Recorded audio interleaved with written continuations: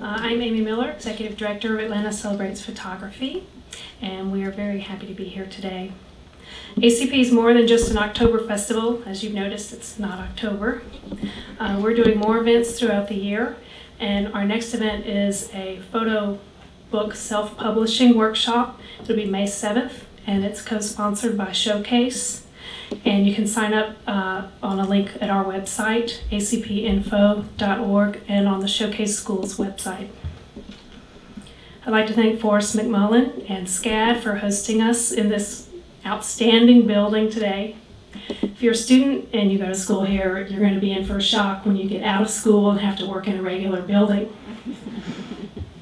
I'd also like to thank Jennifer Schwartz Gallery for all Jennifer's done to bring Julie here. You can see Julie's work at Jennifer's Gallery now through May 28th. And we're pleased to have Julie with us today. Julie was born in Springfield, Missouri in 1966. She's been exhibiting her photography in premier galleries throughout the country since 2005.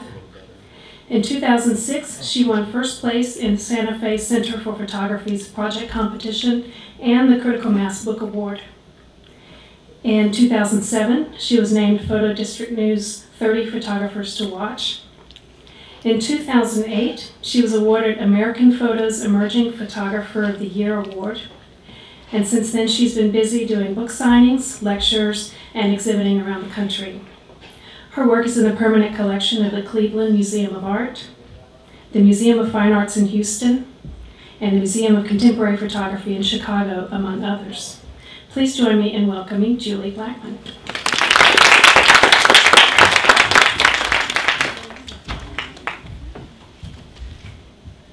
Thanks you guys for coming, and thanks for your patience. There's always a last-minute color stuff that comes up. As far as technology's gotten, it seems like there's more disasters.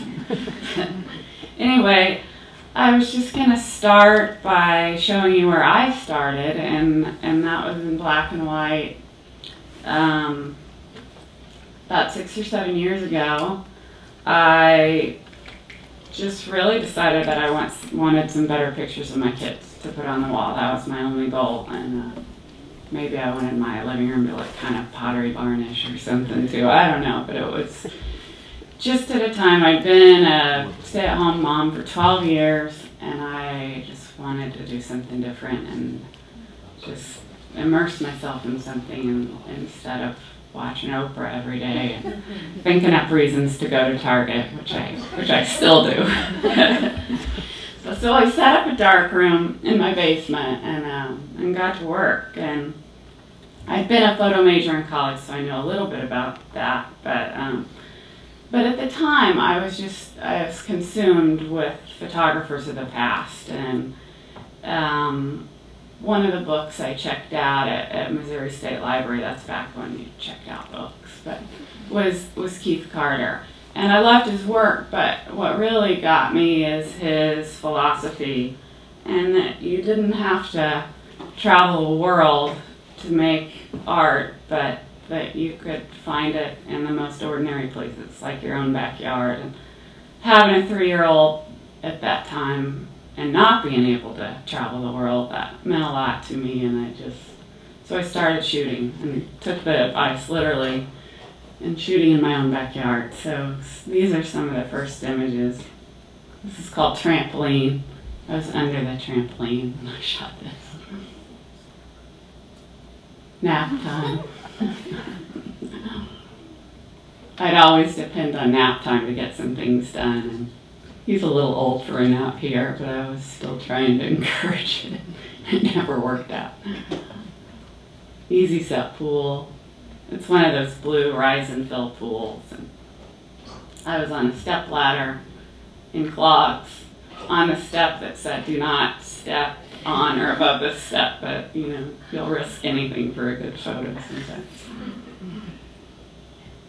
But as I got into it over the next year or so, I wasn't photographing just my kids, but their friends and cousins too, and really anybody that just happened to be around. And it became more about play. And I guess I was intrigued by the whole idea of play, because for one, it just seemed like something kids were doing less and less of, and compared to how I grew up. And so in some ways I kind of felt like I was documenting a disappearing culture, like the last of the kids in America that were still playing outside. But I was reading Lewis Carroll at the time and how he was fascinated by that window of time when you're little, when you can just escape inside your own mind. And so I ended up calling this body of work Mind Games.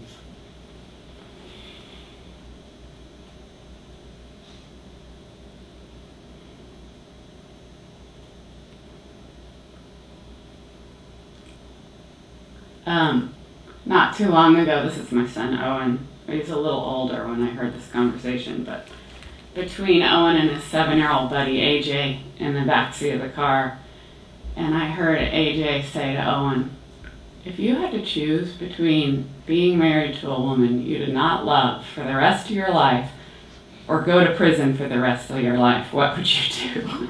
And they both said at the same time, definitely go to prison. They didn't know I was listening in. Mean face.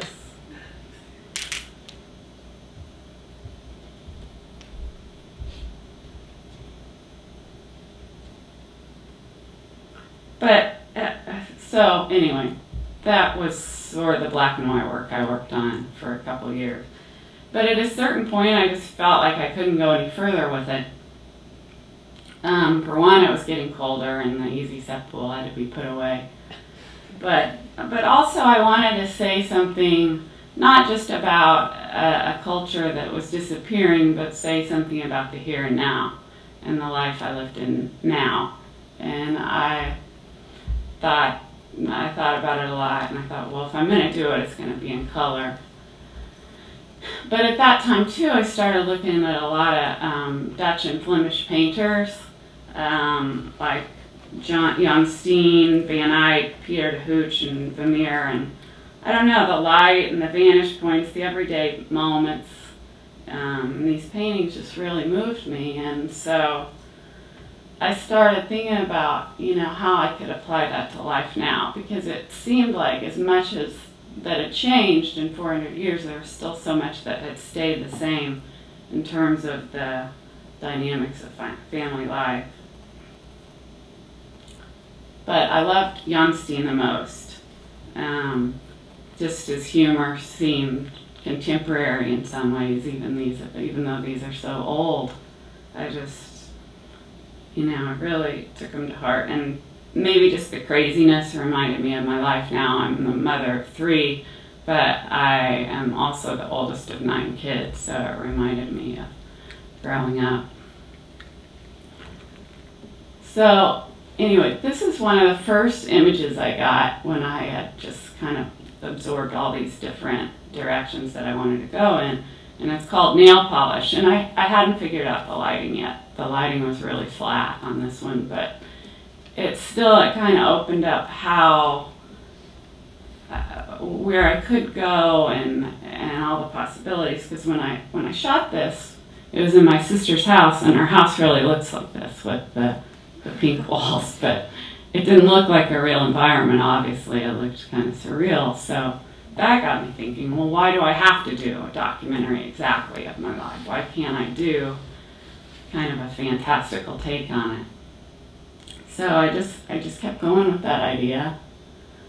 Now this is another one of my first images. Playgroup. It's another pretty early one, but this was based on it was based on a Velasquez painting, the composition. Let's see, do I have that? Yeah, that. But for years, when Owen was little, we had playgroup at our house every Thursday morning, and we would say that it was for the kids, but it was really so we could get together and talk about what celebrities looked way better before they got their lips done, and or how wimpy our husbands were when they were sick, and the kids were just running around like crazy. We didn't pay any mind to them whatsoever. I got my lights out one day to see what might happen, and this was what I got that day.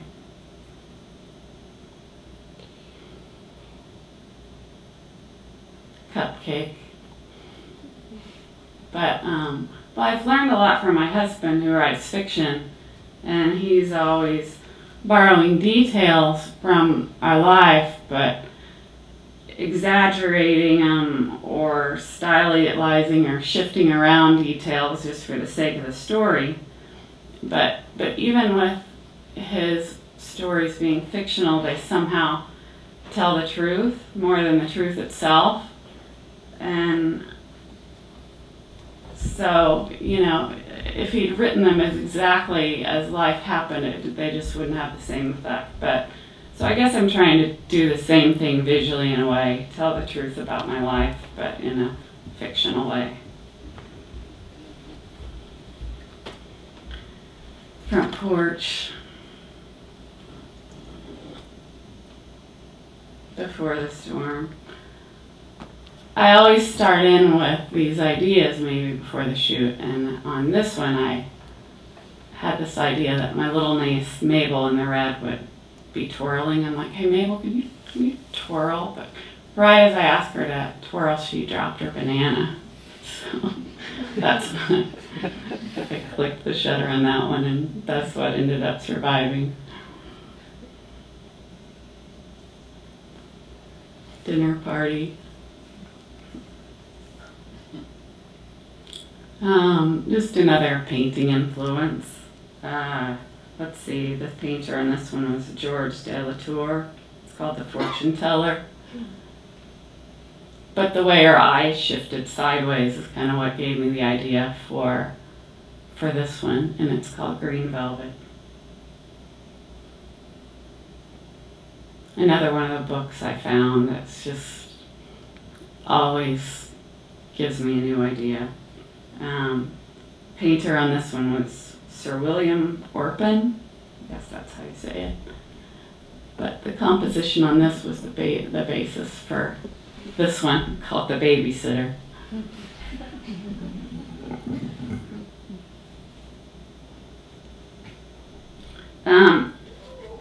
I never know what I'm going to find on my iPhone because Owen's pretty much taken it over. But I woke up one morning to find this on my iPhone long after I'd gone to bed.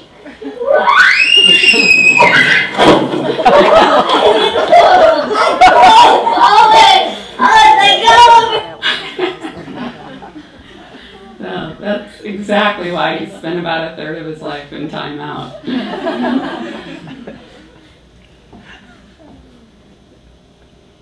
Rooster.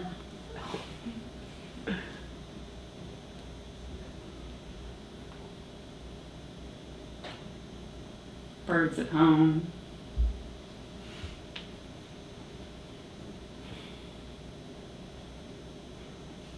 My sisters dyeing their hair. It's called black leather. That was the color that they were dyeing their hair. This is a really early one too. It was done in film. You can tell it's a little grainy. Do I get too loud when I come into that microphone? Maybe I need to put that.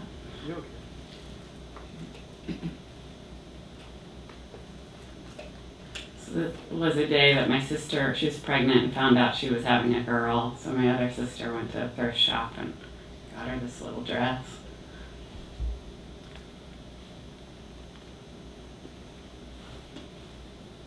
Fish tank. My little nephew Ralphie, I think I could do a whole body of work on him. There's something that makes me go a little crazy. But in this one, I probably pushed Photoshop more than I would at this point. You know, it's just testing the boundaries. This was probably 4 or 5 years ago, and just how far I wanted to go. So this was one of the few that's almost like a totally created environment, even though the moment was real. I don't know. I thought about even editing it because it's not like probably one of my favorites, but I think it's important to see like where I've come from and where I tried to go and then where I've come back since.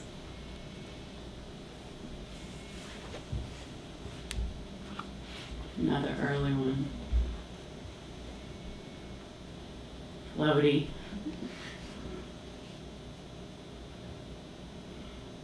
But when I talk to students, or some of you guys students, I try to tell them to think beyond the medium of photography and to think of themselves, or yourselves, as artists that are using the medium of photography, because in some ways you're not any different than, you know, a poet or a filmmaker, an illustrator, an animator.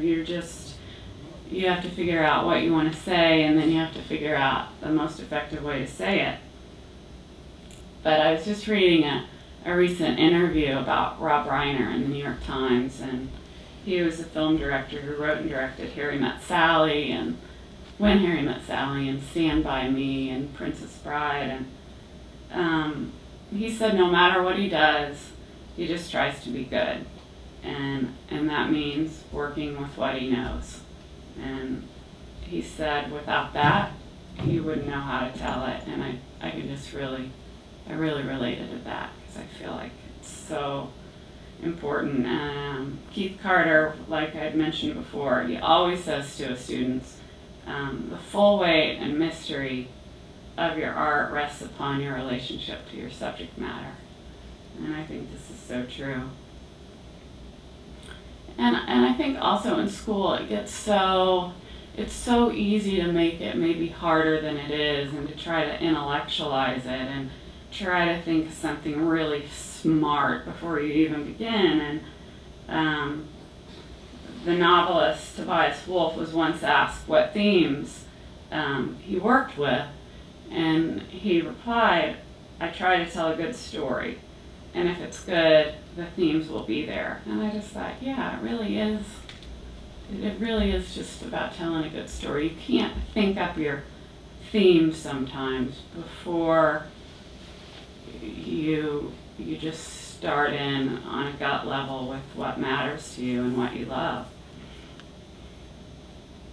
And then, of course, I always have to quote Woody Allen, who says 80% of life is showing up, meaning it's just doing it and not being intimidated to do it, just do it. And he said that was his single biggest lesson in life, and that everything else has pretty much failed him, but it's just showing up to do the work. And I wake up a lot of days and I don't feel like doing it, but if I start in, it's just one thing leads to another, and it's just easy to excuse yourself, thinking, oh, I'm not inspired today. But a good rule of thumb is just get in there, put in a few hours and do it. But anyway, enough of that lecturing you about that. Candy. I did this for a cookie magazine shoot. It was one of the few commercial shoots I agreed to do. They used it for their Halloween spread, kind of this goth-like spread they wanted me to do. And I told them I couldn't shoot it there in New York, so they sent about 4 or 5 people down to Springfield, Missouri with probably $40,000 worth of product clothes and whatnot, and we didn't know what to do with them, so we just opened the garage and we're hanging all these like $30,000 dresses and rings. My sisters were helping me, but everybody kept stopping in, neighbors thinking we were having a garage sale.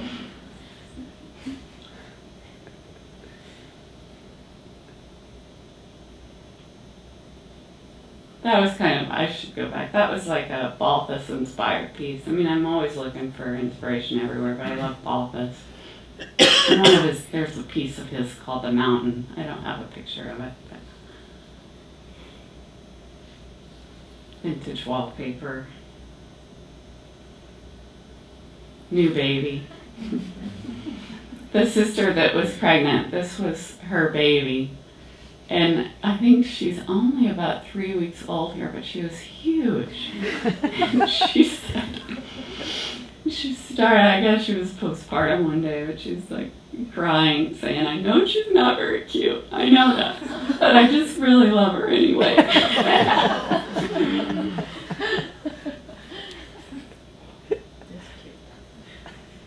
Powerade. The color's kind of funky. funky on some of these. This seems a little garish, but it's the best I could do on these slides.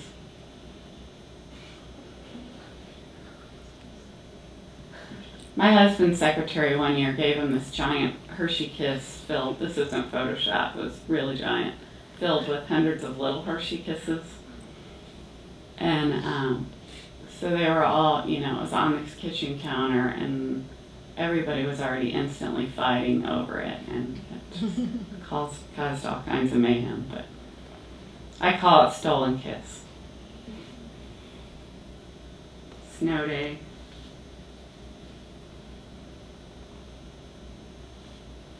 Attic. Sick boy. This is Owen again. He was really sick one morning last spring, or it's been a couple springs ago when I took this. But at the top of his Christmas list this year was an M14 airsoft sniper rifle. And he said if he didn't get it, he was committing suicide. So we got it. I think he's probably running around the neighborhood right now with it, with me going. He couldn't wait for me to leave. Girl across the street. I have this little cousin, Matilda. She's the youngest of 5 kids. That's her across the street. I don't know how well you can see it. But she really is on the street corner half naked every time you drive by.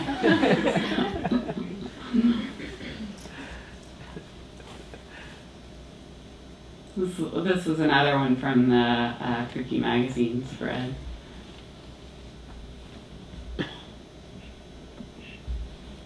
There's this guy that works at the bike shop close to us. And his name is Alan, but he's so tall, he's just, now everyone calls him Tall Alan. This is Tall Alan, and somehow he's ended up being like the dad to all these kids in every picture. And he's kind of got that Ichabod Crane look, and yeah, you don't get any sense of how tall he is in these photos, but maybe in 1 or 2 coming up you will. There he is. He's in one of those Prada outfits, but the pants were too short. And they asked me if I could lengthen them in Photoshop later, but then they ended up liking it. So that's my sister, Jeannie, and her 2 boys. But some of these, you know, you don't know what's going to happen, so the idea was to do a portrait. And it was kind of like, oh, okay, this is all right. And it was one of my younger sisters in the background that said, what if you turned Ralphie upside down and held him by his feet? So they're always good to have around for ideas. But, you know, I've mentioned, you know, the history of photography, but Van Eyck, I was reading about him, and it's historically known that he would take different elements and paint them and then combine them all in a single picture, and it just struck me how similar that is to, in some ways, in Photoshop and how I was working, which I wanted to touch on briefly. You know, I couldn't do this work without Photoshop. I think it's helped blur the line between photography and the rest of the art world, and allowed photographers more than ever just to produce more work that's like interpretive or conceptual. But still, I think we're all a little mad at Photoshop. You know, it's been equated with a lie in some ways. But to me, it's a different way of working, and it's just a technological aid to tell the story that I want to tell. I relate to Fellini when he once said, oh no, I'll read you this quote, "The things that are most real to me are the ones I invented. Even lies are interesting, eloquent, and revealing just as much as what is considered the truth." Anyway, when I heard that, I just loved it, because it's just, I can really relate. But for the way I see it and how I'm working, it's just opened up a new direction for the medium of photography. It isn't painting anymore, or it isn't photography anymore, but it isn't painting. you know, it is an illustration, but it's kind of all these things, and maybe taking down some of the barriers that, or the boundaries between the different art forms. But it's funny, I think we're all still a little hung up on Photoshop. Like, no one's asking filmmakers, like, no one's asking Spike Lee, well, what kind of tools did you use to do this? Did this really happen? But I think it's still new to photography, so I understand that. And no one loves the photography of the past more than I do. It's just a little bit different way of working. The Power of Now. That's the, I don't know if you can see it, that's the book title down there next to her. And it was just a self-help book I had laying around. I tried to read it once, but I didn't get very far. But anyway, it was just, you know, it's that whole living in the moment craze that's so in right now. And I don't know, it just strikes me as kind of funny. And so I just got this idea of having this woman that had just finished reading it, and she was in such a blissed out state, her baby was about to drown. But I was telling somebody last night, Oprah Magazine was going to use this for their Live Your Best Life feature last summer. And at the very last minute, I get this call, and they're like, some of our editors have a concern. Our readers might be a little uncomfortable with how close the baby is to the pool. And they wondered if I could move the baby. And I was like, oh, just don't worry about it. So they didn't use it. Wicker swing. My sister found this wicker swing at a flea market, and she's like, you've got to go look at this. I think it would be so cool in someone's living room. I saw one just like it in Domino magazine. I'm like, really? So I went and looked, but all I could think of was the cage that the witch put the little boy in Hansel and Gretel. So that's how that happened.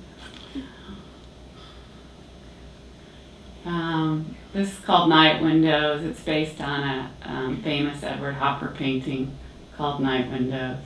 That's the Edward Hopper painting. Loading zone.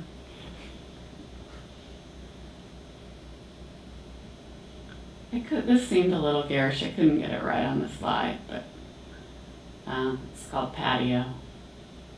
I love playing around. The whole spacey, disconnected mother is some theme that keeps working itself back into my work.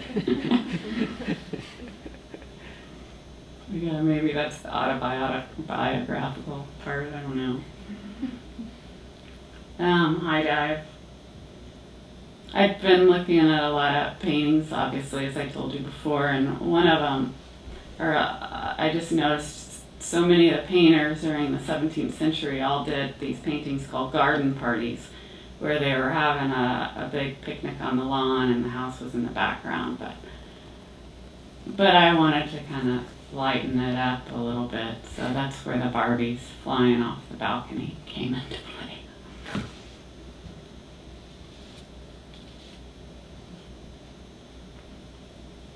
Concert. This image was used, I didn't do it for them, but they picked it up for the story on the Tiger Mom book that was written and came out a couple months ago. Do you guys remember all the controversy about that? But this was the image in New York Times Magazine talking about the Tiger Mom author. I guess because she's playing the violin.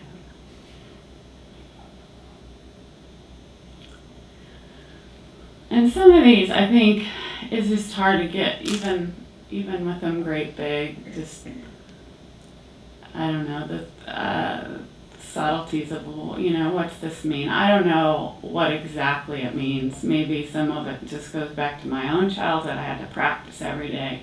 It was hell. It sounded awful. I remember my sisters and brothers practicing, and I remember it driving me crazy. And so there's just, the ideas kind of come from anywhere and everywhere, including my own past.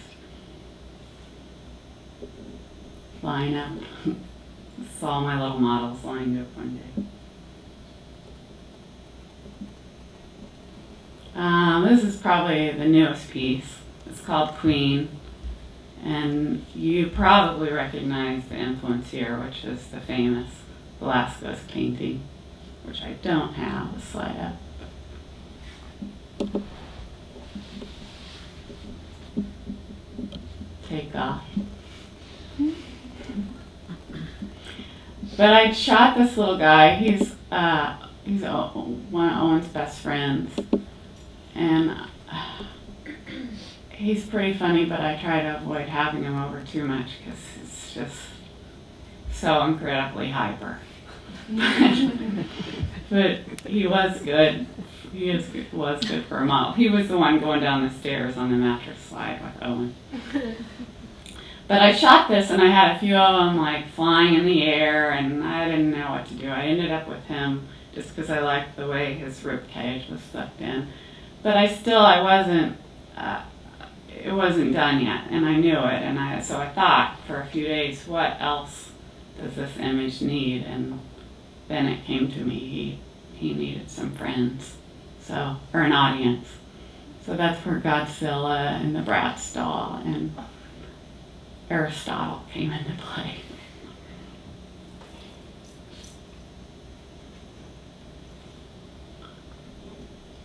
This was a painting I saw at the Met last fall, or it was about a year and a half ago, that served as the basis for this. It's called Portrait. And I was talking to some of you about it last night. If you're a mom and you try to ever get those annual Christmas pictures of your kids, it's always a total nightmare. Somebody ends up crying, and so that was the idea behind this. Oddly enough, they weren't crying, but my niece Goldie was crying because I wasn't taking a picture of her, or so she thought. I was focusing too much on the tree in the middle. So I gave her a sucker and ended up just being part of it. Last Mitten. The after party. This was another one of those kind of like the garden parties. There's all these paintings of the celebration of the birth. And so that was what was kind of behind this one. And I'm always looking for backdrops. And there was a house in the neighborhood that somebody was renovating. And one of my favorite things about it was the dining room. This was the dining room with all the old vintage wallpaper scenes still left.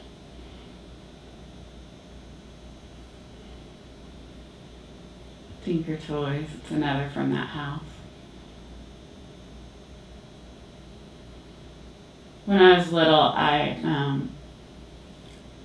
just acted like I hated everyone because all those kids got on my nerves so much. But I really secretly loved whoever was the baby at the time. So I remember when they were taking naps, my favorite thing to do was to sneak in when they were asleep and wake them up. And we just have this little bonding time, me and Rosie or whoever was the baby. And, of course I'd always get in huge trouble, and I'd come out of there saying, I was just looking for a hairbrush. Or make up some lie as to why I'd come in there. My poor mom.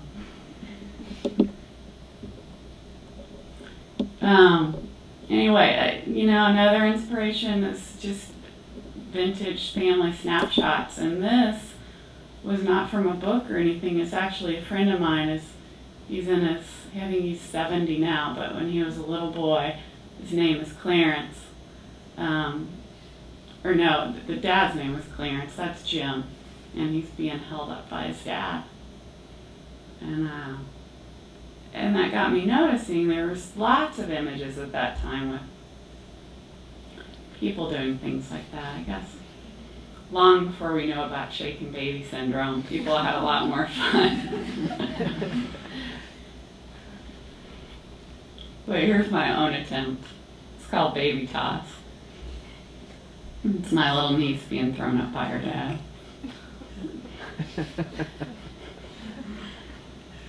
But I'm going to end on that note. I was going to finish with just saying, though, as much as my work differs from the photography of the past, I really believe that no matter how far I go with digital or creating scenes as opposed to finding them, I think the heart of each image is still dependent on the things that have always defined photography, whether it's a fleeting moment or the quality of light or a certain gesture, glance, or expression. So no matter how much control that I want to have, I think my favorite moments will always involve some lack of control. But growing up, I used to love it when my mom would sit down and play the piano, and one of the songs she always played was Claire de Lune. And it seemed like that was her escape when things got to be too much for her. There was concerns about money or my dad being gone a lot or just the challenges of raising all us kids. But I remember how comforting it was. And later when we were older, when we would have our own troubles and go to her, she wouldn't let us feel sorry for ourselves. And she'd always tell us we had to look beyond the stress and the chaos of everyday life and just try to keep focused on the big picture. And somehow, no matter how big the problem and how bad we tried to make it seem, she'd always end us up telling us some story that would leave us in a fit of laughter. And it was just, she was always good at kind of lightening the mood. But anyway, she died 10 years ago, but her approach to life is one I haven't forgotten. And anyway, thanks, Mom, and thanks you guys for coming.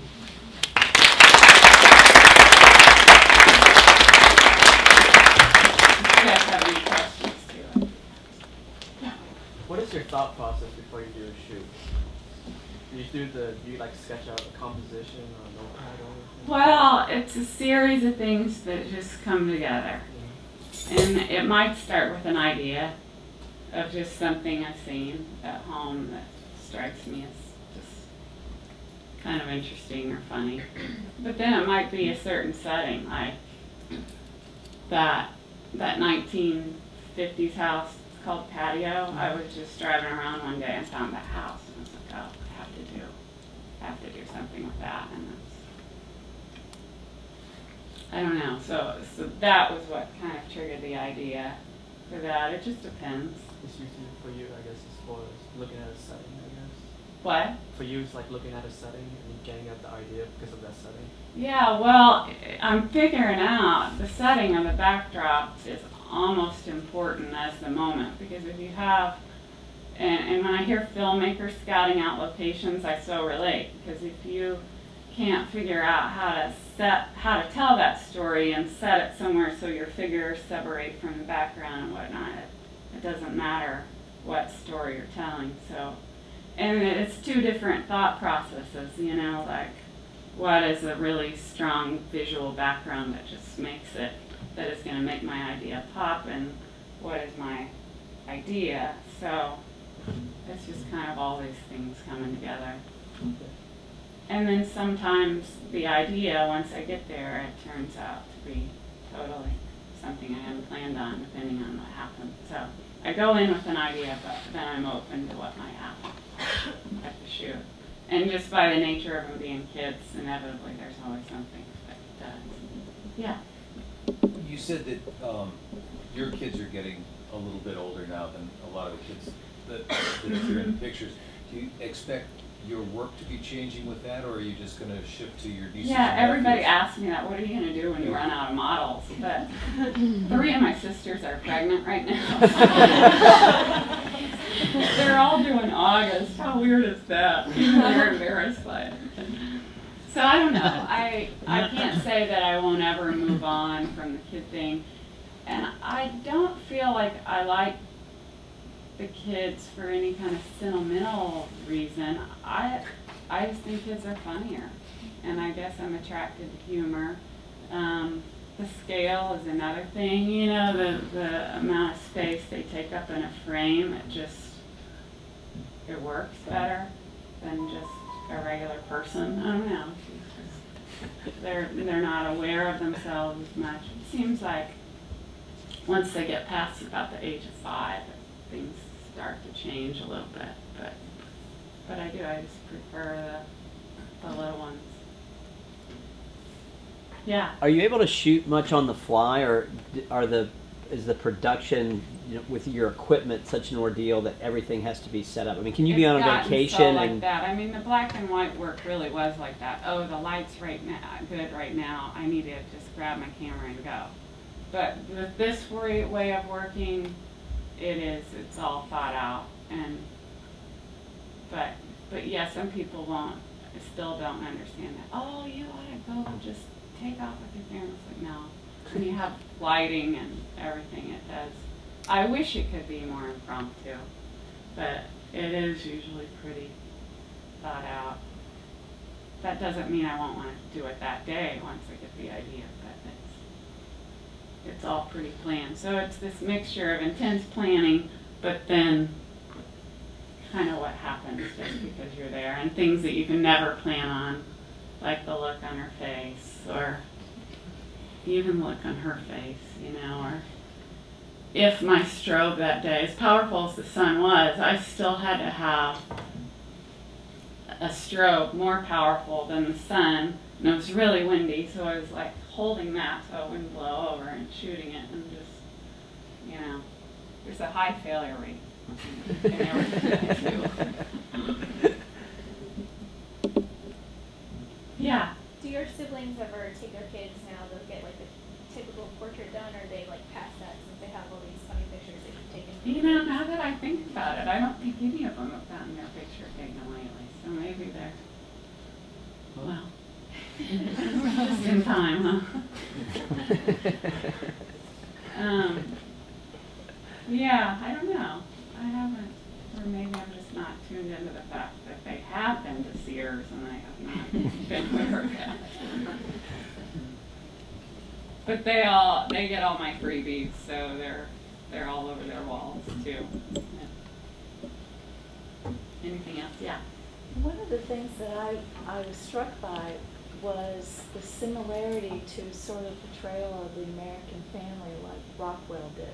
Oh yeah. You know? Yeah. And how wonderful it would be if somebody ever put together a show that included your work.